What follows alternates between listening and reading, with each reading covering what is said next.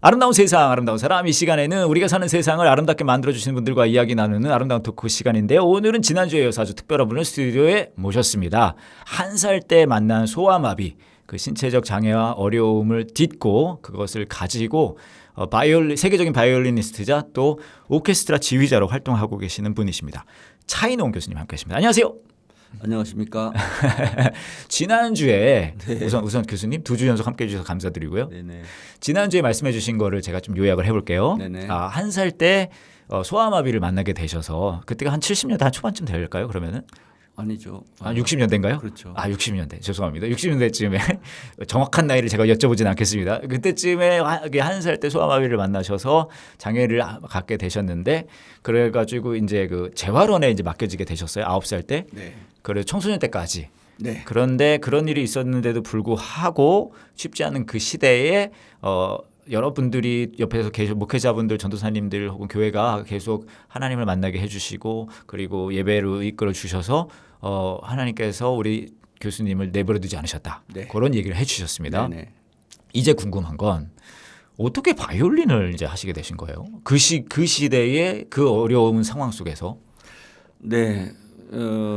이제 그 재활원이라는 곳은 예, 뭐 사실 굉장히 열악했고 그렇죠. 음악 같은 건 들어보지도 못했습니다. 요즘 재활원이나 뭐 보육원 이런 데는 그런 게 프로그램이 있을 수 그럼요. 있거든요. 근데 예. 그 당시는 당시에는 뭐 일반인도 바이올린을 접하기 어려운 시대인데. 바이올린은커녕 뭐 피아노. 그렇죠. 예, 그래서 제가 기억하는 것은 예.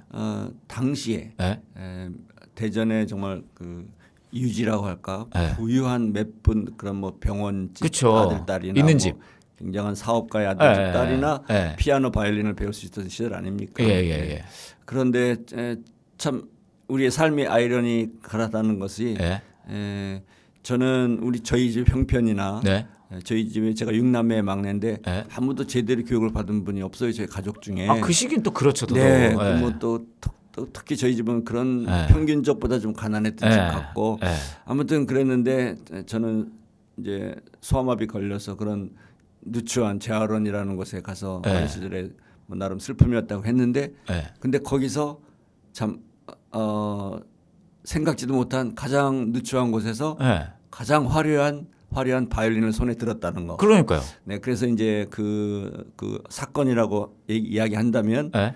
그때 당시 이제 서울대 졸업하신 어느 여자 선생님께서 예. 남편분이 이제 대전에 예. 은행에 발령을 받으신 것 아하. 같아요.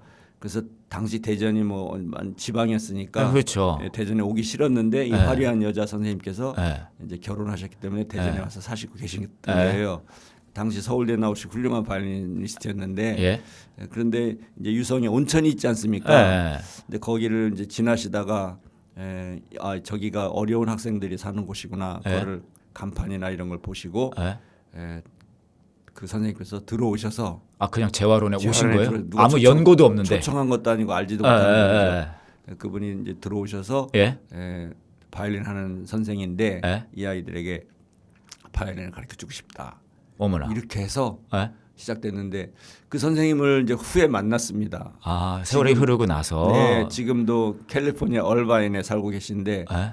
올해 83세가 되셨습니다. 아주 건강하시고 은인이시네, 은인. 얼바인 온누리교회 권사님이시고 이제 그런데 이제 나중 후에 만나서 만나 뵙고 이제 이야기하는 중에 그때 당시 그렇게 바이올린을 가르쳐 주겠다고 하니까 거기 교장 선생님이나 원장 선생님들이 이런 아이들이 무슨 음악을 합니까? 그렇죠. 뭐 사양합니다. 일상생활도 어려운데. 그렇죠. 그랬더니 선생님께서 이런 아이들일수록 음악을 해야 됩니다. 아하. 내가 가르쳐 주겠다고. 대단한 그래서 분이시네요. 그 선생님의 어떤 강권적인 의지에 의해서 뭐 부탁을 받고 초대받아서 선생님으로 오신 게 아니라 하여튼 들어오셔서 바이올린을 가르쳐 주셨습니다.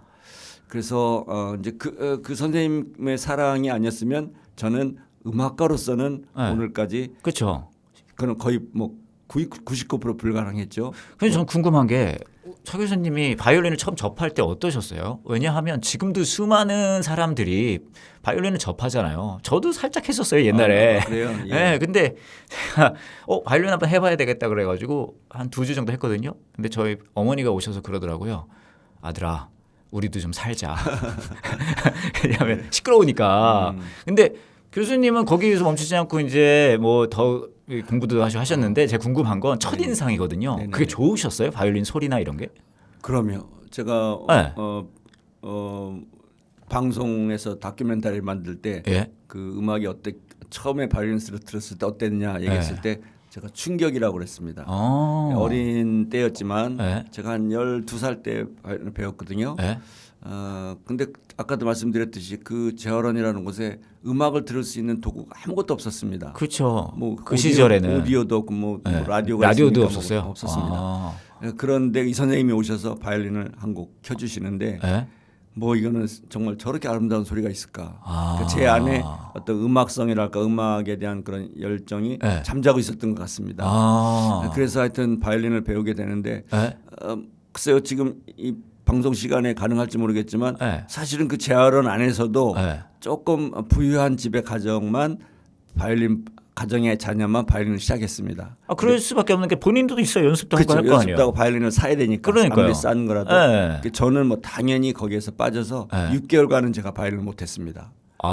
왜냐하면 저희 집은 너무 가난했기 때문에 그 대상에 학생의 대상에 되지 못했어요. 근데 너무 학생들이 하는 그 바이올린 배우고 삑삑거리는 소리가 너무 부럽고 그래서 제가 6개월 되는 어느 때 저희 엄마한테 굉장히 떼를 썼습니다. 바이올린 사달라고? 예, 제가 원래 떼 쓰는 그런 성격이 아니고 얌전하고 이렇게 온순한 아이였는데 그래서 하여튼 어떻게 됐든지 간에 저희 엄마가 바이올린을 사줄 수 있는 돈이 마련돼서. 어머니도 대단하시네요. 그렇죠. 그때 당시 그게 뭐 큰 돈도 아니었겠지만 이제 뭐 저희 어머님 수준으로는 그렇죠. 이런 걸 해서 뭐 하나 하고 끝까지 안 사주실 수도 있는데. 그러니까 일반적인 생각은 장애 있는 애가 바이올린을 뭐하러 해라고 생각하셨을 텐데. 그런데 뭐 지식이 전혀 없으신 교육을 못 받으신 분인데도 제가 그러니까요. 때를 쓰니까 사주셨어요.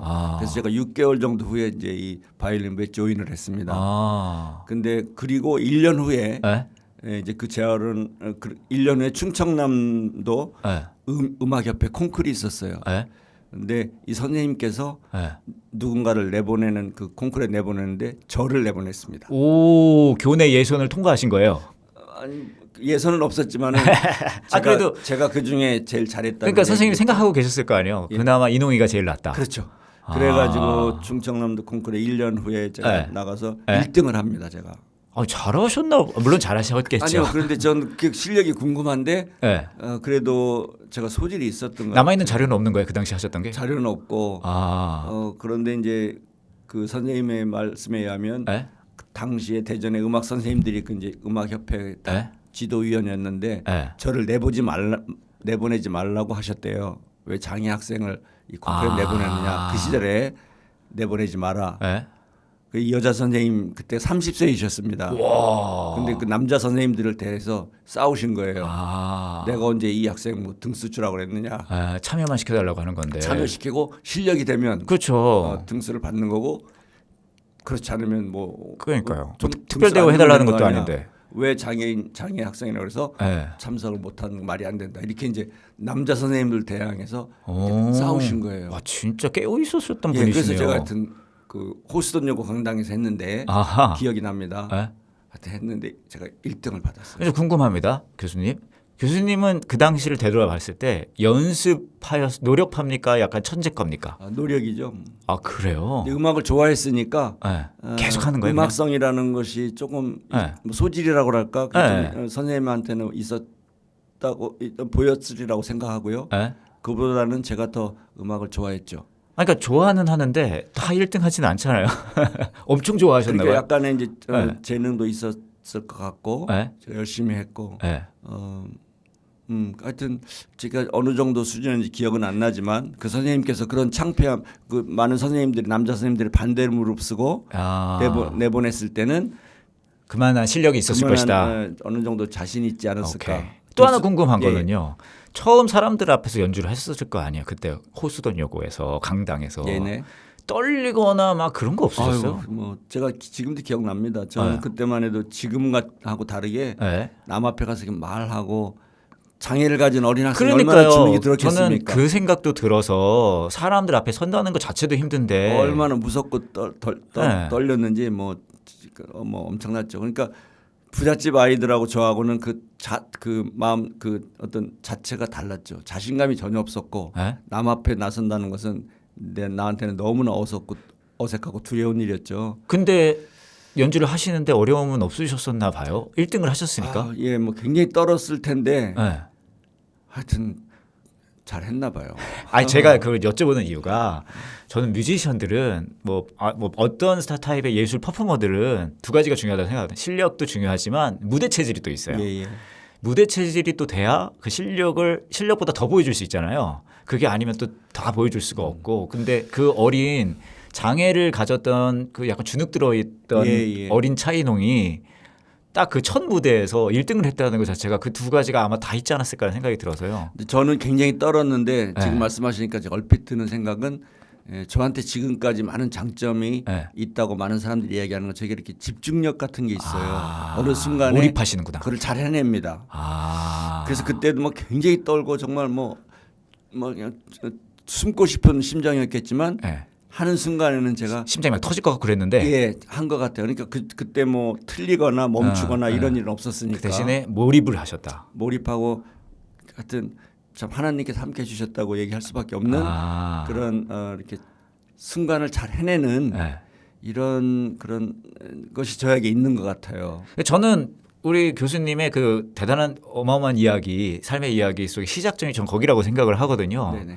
왜냐하면 숨어 있던 사람이 이제 퍼블릭 이제 사람들 앞에 그렇죠. 이렇게 처음으로 자신의 뭔가를 보여준 거잖아요. 정말로 그때가 그야말로 퍼블릭이죠. 그냥 터닝 포인트니까. 얼마나 제가 떨리고 겁이 났겠습니까? 요새 아이들 같으면 자신 있고 부모가 그렇게 또 키웠고 그렇죠. 뭐든지 자존감도 높고 자신감 있게 할 수 있는 예. 저에게는 그런 것은 너무나 미약했던 그렇죠. 순간에 그래서 그때부터 저에게 누구도 얘기하지 않았지만 예. 어떤 자신감이랄까 음악과 함께 예. 또 1등을 했으니까 예. 뭔가 된다. 큰 게 싹트고 있지 않았을까. 그 이후의 이야기가 듣고 싶은데요, 교수님. 시간이 다 됐어요. 또 시간이 다 됐어요. 또 시간이 다 됐어요. 그래서 너무 짧아. 짧죠. 예. 이게 저희 방송의 묘미입니다. 다음 주에 오셔서요. 네. 이제는 여기서 콩쿠르 1등에서 또 미국 대학의 지휘자 이건 또 다른 얘기잖아요. 네. 가서 또 유학도 하시고 이제 네. 그 이야기를 좀 듣고 싶은데 다음 주에 와서 들려주시면 좋을 것 같습니다. 네. 네, 지금까지 바이올리니스트이시자 세계적인 바이올리니스트이시자 오케스트라 지휘자이십니다. 우리 차인원 교수님과 함께 이야기 나눴습니다. 감사합니다. 고맙습니다.